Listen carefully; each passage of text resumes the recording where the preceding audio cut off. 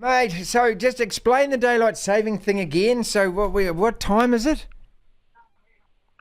We're back to hold on. I don't have to explain anything because here in Queensland, Yes. we don't think we can change time. We don't think we're more important than anyone else. We just stay the same time the whole year. It's the rest of Australia and you mob over there who think, oh, look, we're so strong and powerful, we can change the time. No, anyway, welcome back. Yeah, thanks, mate. When I was at the Gold Coast over Christmas and there was actually like you walked across the road at one point and you're in a different time zone. It's just like, what? What the hell? Yeah. No, my sister lives like a 2-minute walk from the border, and that's people are just baffled. You know how maths does most people's heads in anyway. Mate, They yeah. just walk, what time? Oh, I've got to do business. Oh, what time? Oh, you're shut already. Especially pubs, you know how upset people get. Oh, what do you mean you're closed? Oh, it's only... Oh, Yeah. daylight savings is a baffling thing. Can you imagine?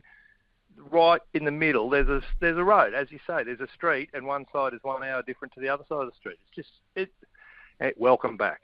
You know, the other thing is that when I was doing breakfast radio, and of course, I know that you do this every, I always used to find that the daylight saving, just when it started to get a little bit warmer and light in the morning, they'd root you with daylight saving, then it go back to being cold and dark again. Because I know what it's like. I mean, people think, oh, breakfast radio, you work 3 hours. You get up when it's miserable, no one's around. You're not allowed to make a noise. Your clothes are in a heap on the lounge floor. You kick the coffee table with your big toe every time you walk out. Mate, it's a hazard. It sure is. Can you speak to my wife about how hard doing breakfast radio is? Because she goes, you finished work at 9 o'clock in the morning, but she doesn't know what goes into it beyond then. I have to steal all her stories about her mate's underpants and things like that. I ran a good phoner this morning you would have enjoyed. Yep. And what age do girls stop wearing G-strings? The clubhouse leader there was a lady in a nursing home. There was a nurse rang up, and the winner was actually a 98-year-old woman who wears a G-string in a nursing home going, you never know when a good-looking doctor might come in. So Well, I tell you, I'll double down on that because because Gary Player at 87 years old is teeing off at the Masters playing first. He's doing the ceremonial shot and his wife has died, and so he was actually very public about the fact he'd like a new girlfriend. And a lady came up to him in the airport. He was saying about 2 or 3 weeks ago, and said, "I'd like to be your girlfriend." Yeah. Well, how old are you, love? 84. Oh no, he turned her down because she was 84. Oh, knocked her back. When you're that age, you don't knock any back. Well, that's what I thought. And just talking about the Masters. Yeah. Just talking about the Masters. A mate of mine's over there watching Mad Golf bloke. He sent me a copy of their bar prices. Now, are you using at your stadiums? Do you pay like $12 for a beer and stuff like ridiculous stuff like that? Yeah, apparently it's as cheap as. It's as cheap as, isn't it? Oh, $4 and $5 beers over there. No wonder they're drunk the whole time. It's a wonderful concept. Yeah, look, we had Grant Fox on the program a little earlier. So one of Ryan, his son's bucket list things, was Foxy. So Foxy's over there, and he's been there before, but he'd never been there with his son. And he just said, it's quite an emotional experience. I mean, can you imagine how cool that would be, mate? That one of your own is actually teeing off at the Masters. Yeah, all I've got is a surfer, so it's not quite as emotional. Come for a wave, Dad. Yeah. Some of us had dud children, didn't we? I get so jealous of people who've got sons who played for the Wallabies. Oh, yeah. Anyway, I can only imagine what's that silly family, the Barretts. Imagine what they feel like. Speaking of playing for the Wallabies, Greg Martin with us, former Wallaby fullback, and of course Triple M breakfast hosts out of Brisbane. Is every single league player off contract now having a coffee with Eddie Jones? Because it's just going to get a bit tedious, isn't it, mate? Not to them, mate. This is the new ace up the sleeve, because all they do when they go, righto, their league club goes, righto, time to negotiate, and they go, oh, well, did we tell you rugby's very interested? Oh, are they? Oh, okay. It's Big Nelson, Nelson Asafa Solomona, I think he's the latest one. Did you?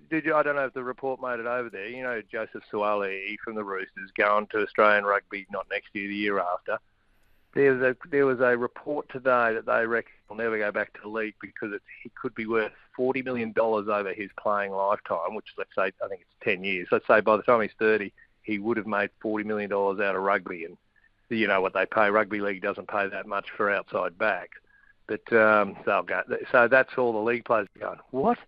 You can make that sort of money because they don't realise that, You don't just play in Penrith every second weekend. You also can go to Paris and anywhere in the world. So they're starting to realise, there's more to playing footy. Rugby, because they just deride rugby. I don't know if you realise, they just run rugby into the ground, rugby union into the ground, the leagueies. But now they're going, I see. It's played in all these countries. That's why there's money. Yeah, but hang on a second. I mean, that's the nice carrot. That's the Christmas card. That's the Mills and Boone side of it. The other side of it is, guess what? Yeah. You're going to be playing club rugby in Aussie where no one watches. You're going to be playing Super Rugby for a team that gets shafted every week. You're going to play international rugby for a Wallaby side that might win 3 out of every 10 test matches they play. That's the reality of it. And then you're going to be playing on a wet day in Brive, just in the west coast of France, getting your head kicked in at the bottom of the ruck because they still believe in rucking.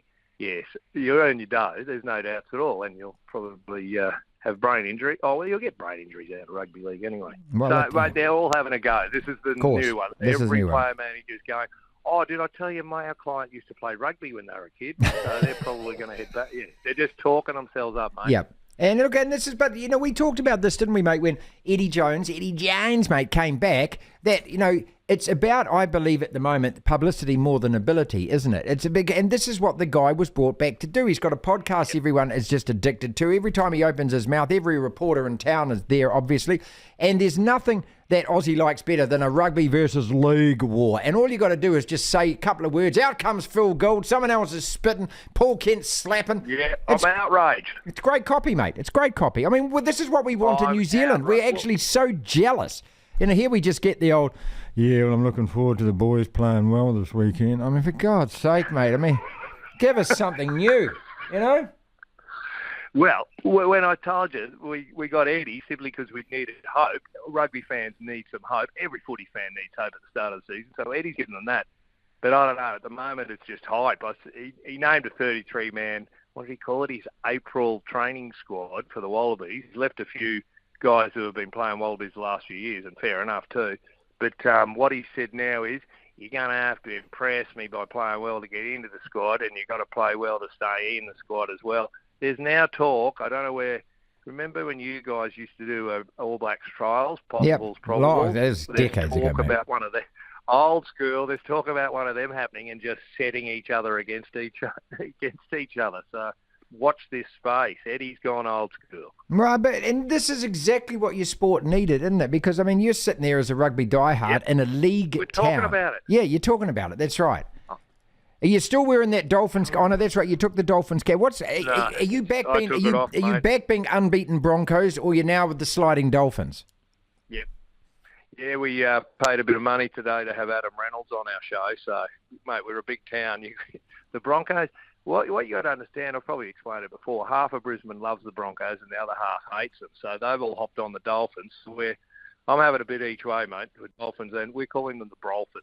Oh, okay. Yeah, you can support both teams. A lot of people are going, no, you can't. You only have one team. No, you can't, mate. I've got room in my heart for two teams. It's fine. When the Wallabies get knocked out of the World Cup, I just supporting the All Blacks. No, you just stop it, okay? Listen, we don't want it. Have I ever told you? Yep. Have I ever told you my story of the 95 World Cup? I was leading a tour group over there, okay? I had 36 people in the grog every night, And, of course, we got knocked out in the quarterfinal against England. We got back on the bus. And everyone, now what are we going to do? We're here for another 2 weeks.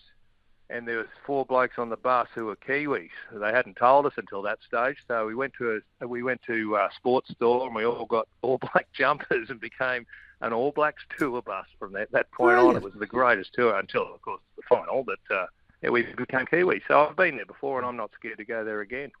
All right, a couple more questions. We'll let you go, mate. Super Rugby round. So they have 4 teams not playing. I mean, I don't know who the bozos and clowns are who organise this. It's Easter. You've got people with 4 days off. There's only so many hot cross buns, laps around the church you can do before you think, I got 2 days, I just want to watch some code. Why don't they set up the biggest, best games for this round?